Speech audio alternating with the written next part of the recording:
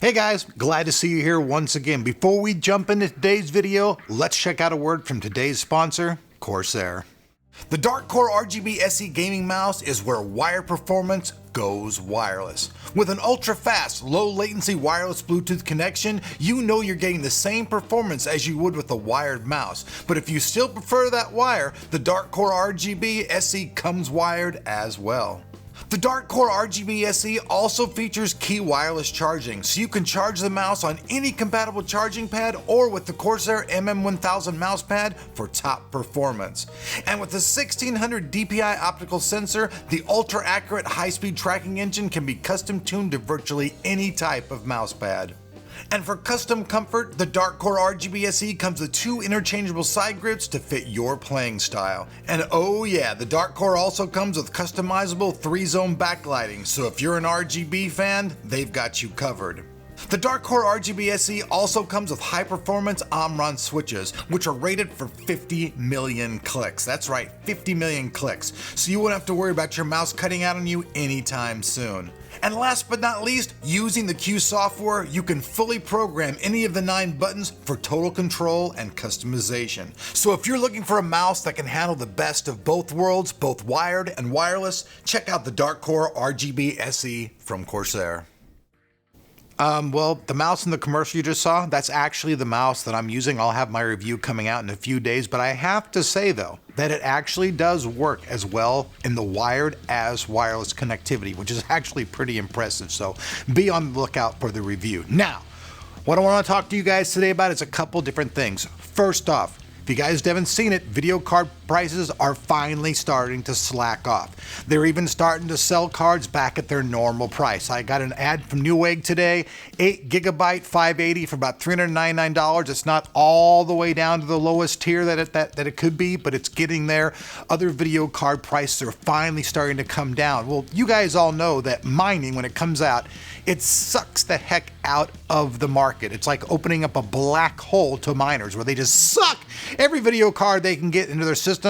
The market loses, all of its stock and prices go crazy, crazy, crazy up. But like always, the mining craze has its up and then it has its down. And the down is going to hit pretty soon. Now, that doesn't mean that mining's going away. It just means that the craze for it and everything going around it kind of changes. So instead of being the big, huge thing like Circus Vargas the first day it comes out, it kind of loses its luster. And there's still people doing it who stick around, but the big craze will be over. And that means good news for a lot of people, including me. A lot of my friends who just come to me before and have me build them PCs and stuff. Lately, I cannot touch these guys at the big companies who have their pre-built systems, and all of you guys out there who build PCs for your friends, you know what I'm talking about. Right now, you're like, oh, cool, man, I can get this cheap, I can get this cheap, I can get this cheap. RAM, woo! Video card, holy crap, Batman! And then you quote them the price, and they're just like, wow, well, Best Buy or whatever, whatever stores buy you has this pre-built system with a way better card in it for like, $600 less than that because you're having to pay that $600 for that card. Now that's just, we all know that's insane. But the ice is broke. Prices are coming down. So I imagine that probably by the time that summer's in full roll, hopefully by then, there'll be new cards from both the AMD side of things and the NVIDIA side of things, and that'll help alleviate the market as well.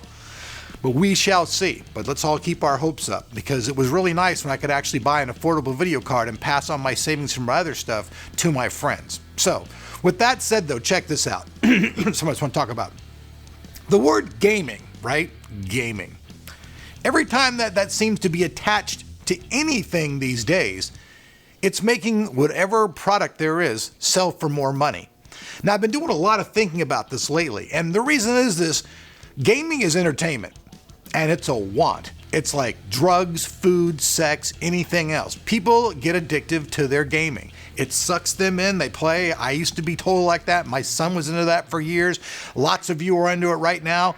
And when you're in that phase, you're just completely focused on anything to do gaming and helping your gaming experience. But if there wasn't gaming on a PC, how many people would actually even buy PCs? especially with Windows on it. I mean, well, with just the Windows over the years and how much people have just gone, even though it has some good things, you know, it would be interesting to see if there was no PC gaming ever. So let's just say that computers came out and they were personal computers. They were for doing your business. You know, other business people did things on them for CAD and stuff. But let's just say that it never really took off as a gaming platform. That in itself, you wouldn't see anything that's going on right now. Because if you take gaming out of the computer industry, there almost is no computer industry anymore. There's obviously business, a lot. People would, believe me, if there wasn't this, people would get the most cheapest, most inexpensive thing that they could get their hands on that would fit behind their TV for sure these days for all their emails, surfing the internet, and everything else. They would never even go out and spend it. And paying like thousands of dollars or hundreds and hundreds of overpriced to buy a video card, they would never waste their time at all. The PC without gaming, I think at this point right now, would not be anything at all like it is without the gaming side of it. And people take advantage of that fact. They take advantage of that fact because they put gaming on it. They call it a gaming keyboard. They call it a gaming, mouse.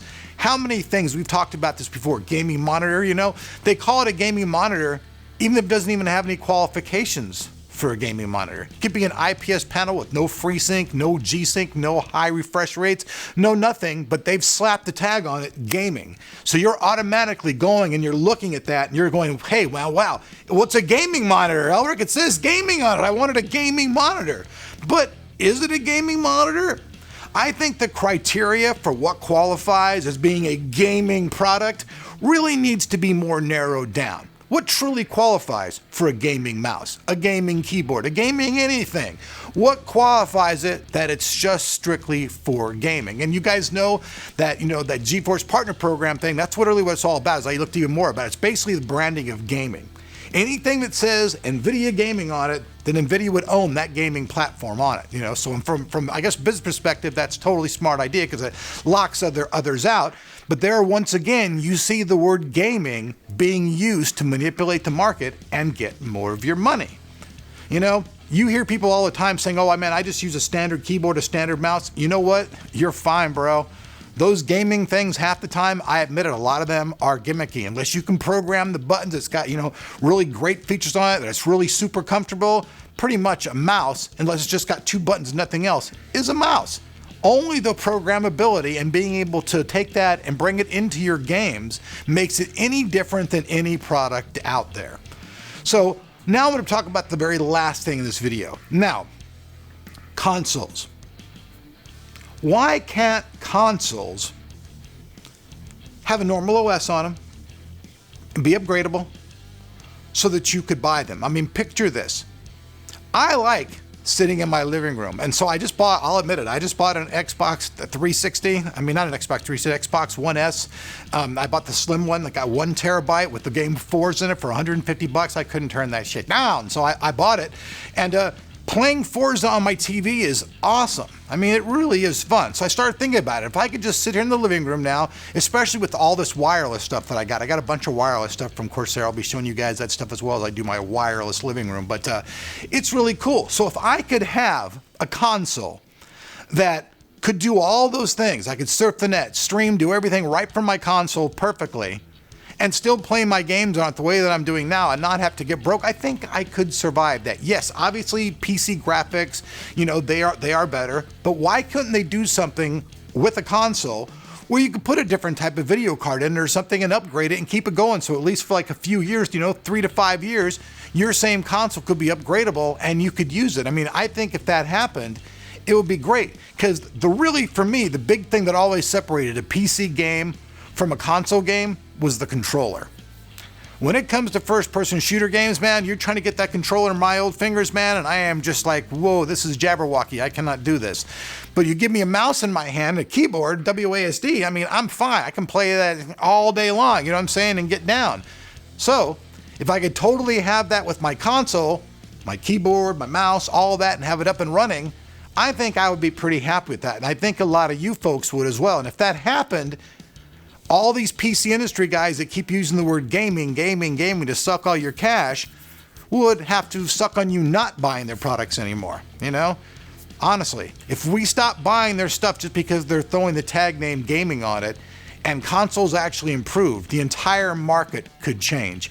I actually plan on trying to talk to some people at Microsoft that I used to work with years ago. I just got away from the console stuff as I went PC, but I actually have some ideas myself about the perfect console, and I'm actually going to bring you guys a video about that where I'll tell you about my concept and how I think that a console, in reality, could totally wipe out the PC industry almost completely, other than those people who use it for work.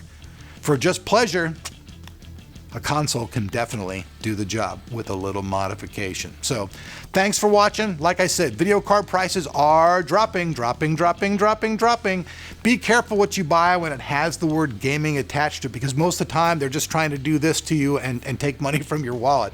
And that's the truth. And think about it. If you had a console that could do everything your PC could do and still be upgradable and still be in that nice cost factor of being a few $100, why the heck wouldn't you buy that thing? And you know what? It could be easily done. So let me hear your guys' thoughts and opinions down below. I appreciate it very much. And I'll see you guys back here on Tech tomorrow for obviously more tech and more news.